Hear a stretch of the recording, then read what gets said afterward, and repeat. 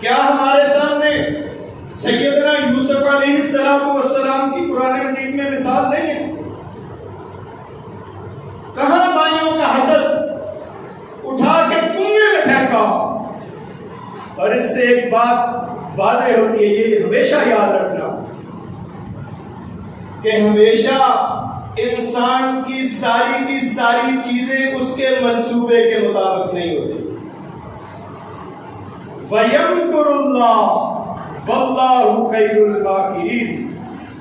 اللہ ہے منصوبہ ساز، اور اگر اس پہ توکل کر لیں گے تو جو اس کا نتیجہ ہوگا اس کے منصوبے کا، وہ تمہارے لیے سب سے بہترین نتیجہ ہوگا.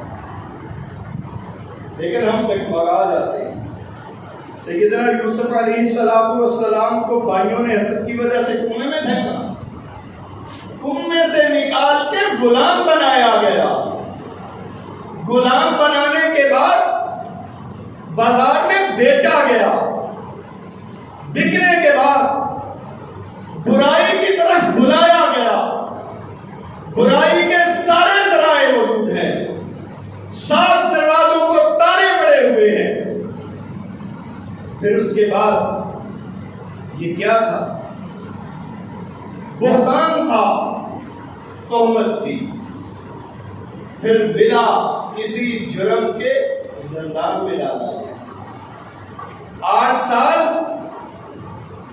9 سنین، 9 سال تک، 8-9 سال بلا وجہ بغیر جرم کے جیل میں رہے.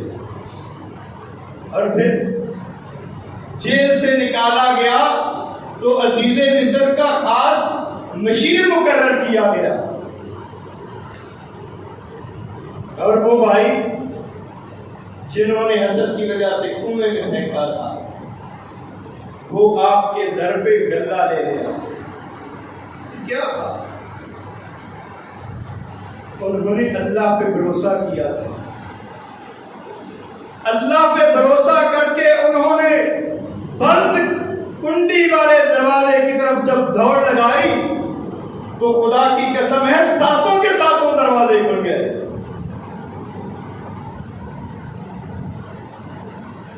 یہ اللہ تعالیٰ کا منصوبہ.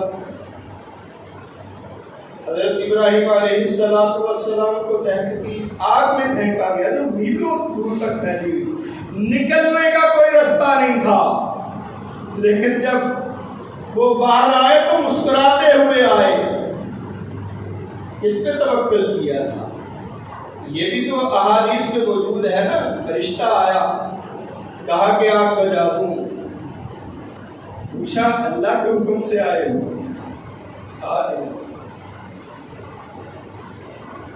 پھر چلے جاؤ مجھے اللہ تعالیٰ پہ. اللہ تعالیٰ میرا تو ہے وہ کار ساتھ ہے، وہی کوئی انتظام کرے گا. تو اللہ تعالیٰ نے پھر کر دیا. قلنا یا نار کونی بردا وسلاما علی